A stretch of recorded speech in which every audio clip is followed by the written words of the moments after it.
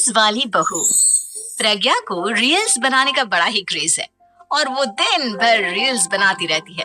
खाते पीते घूमते फिरते घर में कॉलेज में रील्स बनाने के कारण प्रज्ञा पूरे कॉलेज में हाईलाइटेड है। जहां उसके रील्स सभी को पसंद आते हैं, वहीं मनीषा चिंता में डूबी रहती है। एक रोज जब खाते हुए प्रज्ञा रील्स बना रही होती है, तब मनीषा कहती है, एक मिनट भी चैन नहीं है इस लड़की को। ये नहीं कि खाना तो आराम से खा ले, लेकिन नहीं, अरे थोड़ी देर रील्स नहीं बनाओगी तो आसमान नहीं टूट पड़ेगा। अरे मम्मी, इसी को तो कहते हैं डिटर्मिनेशन। तुम नहीं समझोगी ये सब। भगवान, इस लड़की को सद्बुद्धि दे। जब देखो तब टेढ़ा बाका मुंह बनाती रहती है। मनीषा की बात का प्रज्ञा पर जरा भी असर नहीं होता और वो खाते खाते रील्स बनाती रहती है। दिन बीतने लगते हैं और देखते देखते प्रज्ञा का कॉलेज भी खत्म हो जाता है। आए दिन कोई ना कोई मनीषा को प्रज्ञा की शादी करवाने का सुझाव दे जाता है। सब ठीक ही कहते हैं, प्रज्ञा की शादी कर देनी चाहिए। अपने घर के काम काज में व्यस्त हो जाएगी तो खुद ही ये रील्स और नाच गाना बंद हो जाएगा। मनीषा और प्रेम प्रज्ञा के लिए एक अच्छा लड़का ढूंढने लगते हैं और तभी विकी का रिश्ता प्रज्ञा के लिए आता है, जिसने प्रज्ञा को उसकी रील्स देखकर पसंद कर लिया था। अगले दिन विकी अपने माता पिता के साथ प्रज्ञा के घर पहुंच जाता है और प्रज्ञा साड़ी पहने हाथों में चाय की ट्रे लिए उनके सामने आती है। जब विकी को पसंद है तो हमें भी बहू पसंद है। बहन जी, आप बारात की तैयारी कीजिए। एक बार लड़का लड़की अकेले में बात कर ले तो अच्छा रहेगा। हाँ हाँ, क्यों नहीं। मनीषा विकी को प्रज्ञा के कमरे में भेजती है, जहाँ प्रज्ञा पहले से ही रील्स बना रही होती है। तभी विकी कहता है, आ गए आपके साजन जी। हमारे साथ ये रील्स कंप्लीट करती तो और भी अच्छा रहता।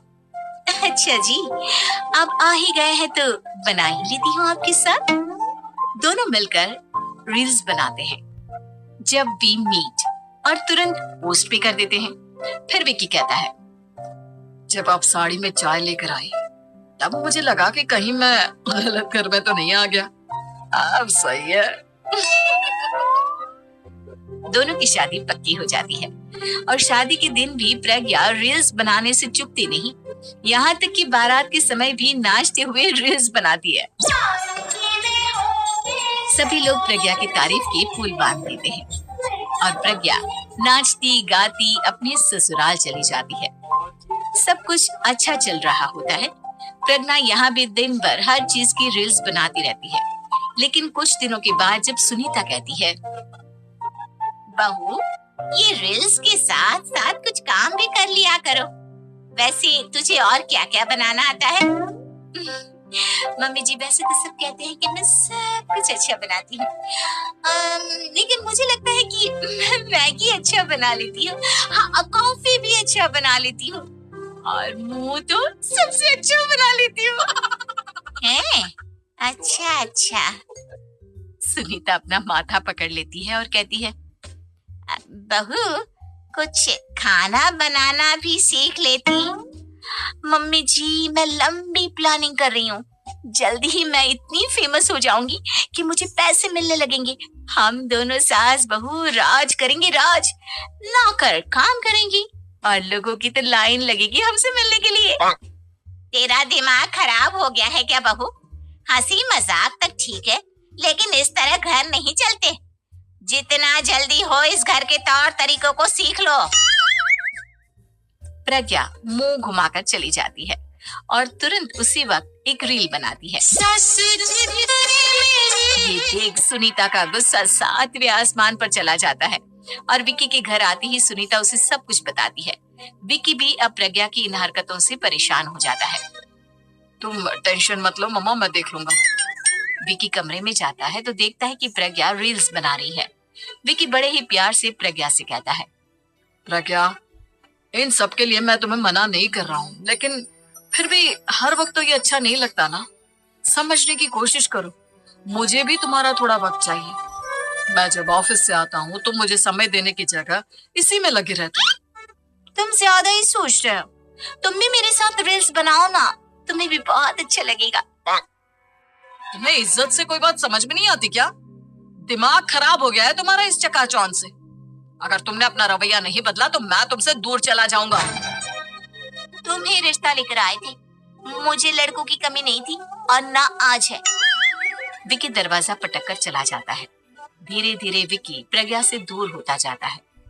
एक रोज मनीषा प्रज्ञा के ससुराल उससे मिलने जाती है। तब सुनीता उससे कहती है, बहन जी अब आई हैं तो कुछ दिन यहाँ रहकर जाइएगा, आप ही का घर है।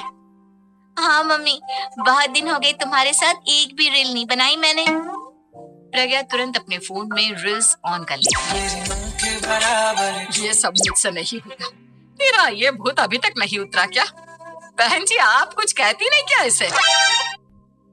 जब आप ही कुछ नहीं कर पाई तो मैं कर ही क्या सकती हूँ, सास तो वैसे ही बदनाम है। शाम को घर की लाइट चली जाती है और मनीषा प्रज्ञा से कहती है, मेरे घुटनों में बहुत दर्द हो रहा है, तू लाइट का कुछ इंतजाम करना बेटा। अच्छा कैंडल जला देती हूँ मम्मा। प्रज्ञा गाते हुए कैंडल जलाती है और खिड़की के पर्दे के पास रख देती है। मनीषा जिसे बहुत दर्द हो रहा है वो सो जाती है और प्रज्ञा हमेशा की तरह अपने रील्स में लग जाती है। उधर कैंडल की वजह से पर्दा आग पकड़ लेता है और मनीषा के कमरे में आग लग जाती है। बचाओ, कोई है, बचाओ! सभी भागते हैं और विकी कमरे की आग बुझाने में लग जाता है, लेकिन तब तक मनीषा आधी जल चुकी थी। मनीषा की हालत देख प्रज्ञा रोने लगती है। विकी मनीषा को तुरंत हॉस्पिटल ले जाता है और उसे एडमिट कराता है।